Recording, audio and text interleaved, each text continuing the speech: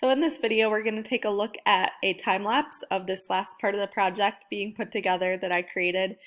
You're taking your first two projects and piecing them back together to just, again, take things a step further and create one project that's focused on having a foreground, middle ground, and background. And then you're still using all of the compositional rules and the elements of art and principles of design that we focused on with these two. So the main thing is having a clear focal point along with that foreground, middle ground, and background on top of those compositional rules. So getting started with putting these together, I'm just deciding on a consistent kind of design to begin with that's going to focus on unity. So I want everything to be unified and have that unity that ties everything together.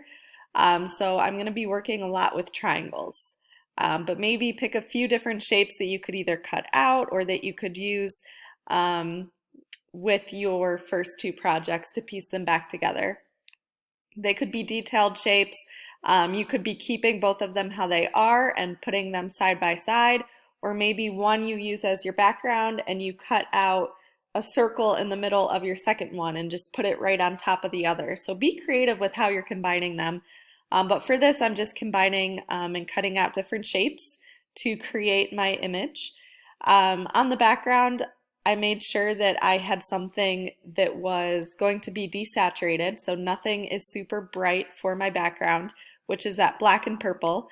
And then I knew that I had purple mainly on my one piece that I was going to cut up and use, so I wanted to put a little bit of purple into my background as well, but kept it pretty muted so it's not super obvious. But to unify it, I threw in some of that purple for repetition.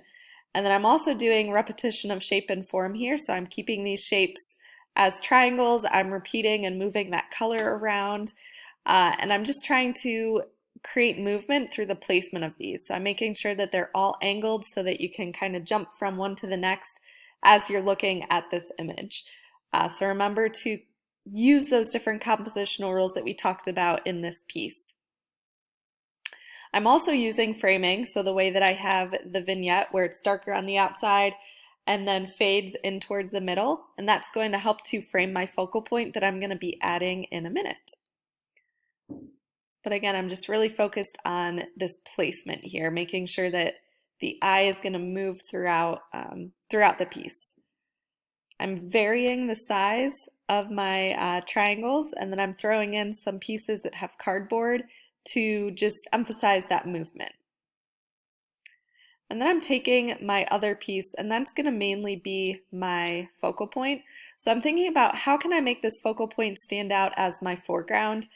So what I'm doing here is going over the blue triangles, which are going to be my middle ground. So they're in front of my background, but behind my foreground.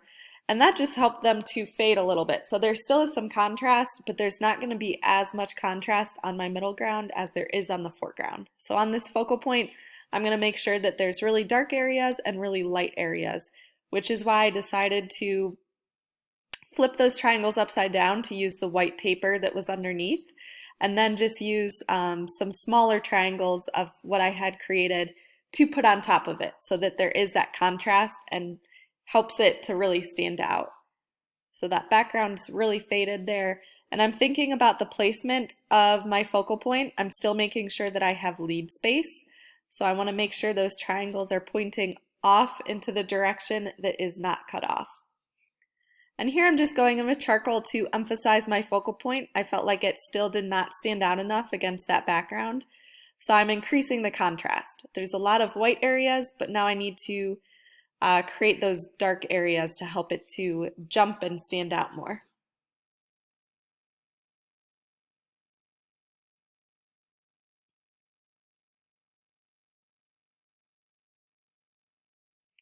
And same thing, I'm going in with yellow here because I felt like it still did not stand out enough and needed more contrast to draw the attention of the focal point. And then I'm not only putting that yellow on the focal point, but I'm throwing it into just a few of the shapes in the background to create that variety and make everything cohesive and unified.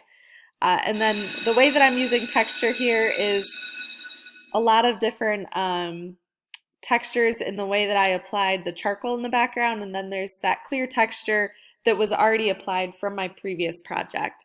But make sure that you're hitting all of those different compositional rules and that you're hitting all of the elements that we talked about, along with having a clear foreground, middle ground, and background created.